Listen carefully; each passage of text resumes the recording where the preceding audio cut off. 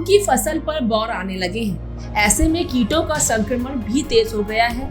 कीटों के संक्रमण से आम की बागवानी करने वाले किसान पिछले कई साल से परेशान हैं। थ्रिप्स कीट को आम का सबसे बड़ा दुश्मन माना जाता है। इस वीडियो में जानें कि क्या होता है थ्रिप्स कीट और आम के बगीचे को कीटों से कैसे बचाएं। साधारणतया किसान भाई थ्रिप्स को जान ही नहीं पाते हैं कि उनके फूल में थ्रिप्स लग गई है, क्योंकि ये बहुत महीन और छोटा कीड़ा होता है और किसान भाई तब जान पाते हैं जब काफ़ी वो नुकसान कर चुका होता है।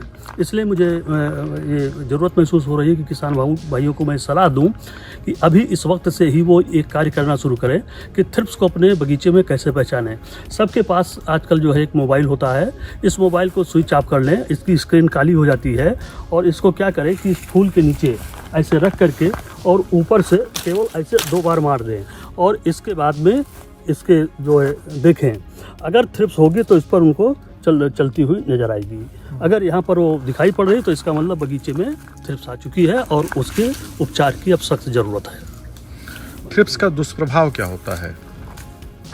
थ्रिप्स सबसे पहले तो क्या करती है कि ये खुरच करके फूल के सारे कोमलांगों को घायल कर देती है और उससे जो रस निकलता है उसको चूसती रहती है।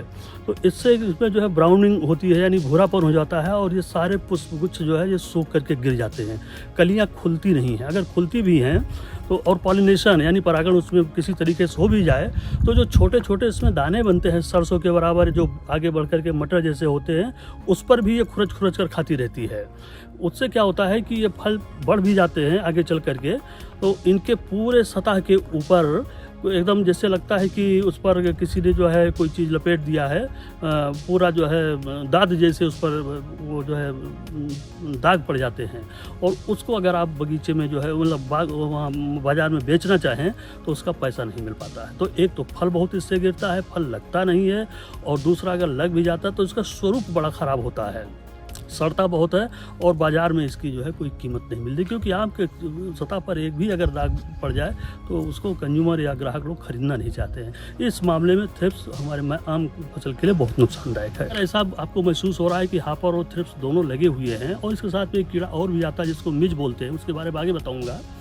तो उसके लिए सबसे बढ़िया दवा जो मेरे हिसाब से हम लोगों ने देखा है वो मोनोक्रोटोफास अब भी सबसे बढ़िया काम कर रही है, क्योंकि उसमें कॉन्टैक्ट एक्शन भी होता है और सिस्टमिक एक्शन होता है, यानी वो कीड़े के ऊपर छू गई तो मार देगी और कीड़ा अगर उसको खा लिया तो मर गया। मोनोक्रोटोफास एक बढ़िया दवा है जो इसके खिलाफ काम करती है। आम पर जब बौर निकलते हैं, खास तौर से जब फ्लावरिंग स्टेज में आम होता है, जनवरी से फरवरी के महीने में होता है, तो उस समय कई बीमारियां बहुत तेजी से इन पर संक्रमण करती हैं। उनमें से एक खर्रा बीमारी भी है। इस बीमारी में क्या होता है कि जैसे ये आम पे बौर निकल रहे हैं तो इसमें उसका संक्रमण हो जाएगा और उनके फूलों के बीच में वो बैठ जाता है और फिर धीरे धीरे वो संक्रमण करके इनको वो झुलसा देगा। तो वो क्या है कि इसके जो फूल होते हैं वो खराब हो जाएंगे, इससे जो उत्पादन पे सबसे बुरा असर पड़ता है।